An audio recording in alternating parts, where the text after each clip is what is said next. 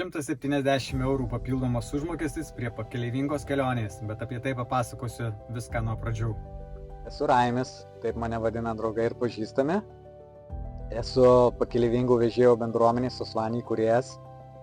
Noriu pasidalinti su jumis apie savo kelionę. Prieš porą dienų pradėjau stebėti, kokie atsiranda pas mus pervežimai į Vilniaus pusę. Ir pavyko susitarti dėl televizoriaus pervežimo, stiklo paketas ir vienos paletės pervežimas. Šių pervežimų biudžetas 80 €. Noriu pasidalinti kroviniu. Štai matote, yra paletė, stiklo paketas ir televizorius. Trumpai pasidalinsiu, koks buvo vizito į Vilnių tikslas.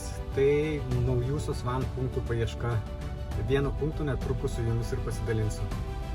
Noriu pasidalinti mūsų partnerių parduotuvę.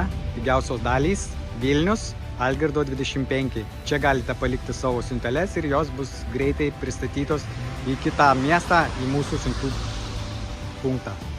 Dalinuosi krovinukais iš Vilniaus į Klaipėdą. Tai hidraulinis keltuvas, stalviršis ir patefonas. Pervežimo biudžetas 90 €. Visi pervežimai atlikti sėkmingai.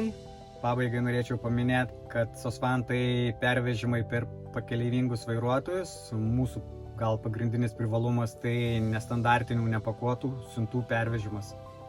Noriu padėkoti visiems, kas dalinatės savo pervežimo rūpesčiais su mūsų vairuotojais. Visų vairuotojų vardu noriu pasakyti jums didelį ačiū, kad dalinatės savo užmokesčių su mumis.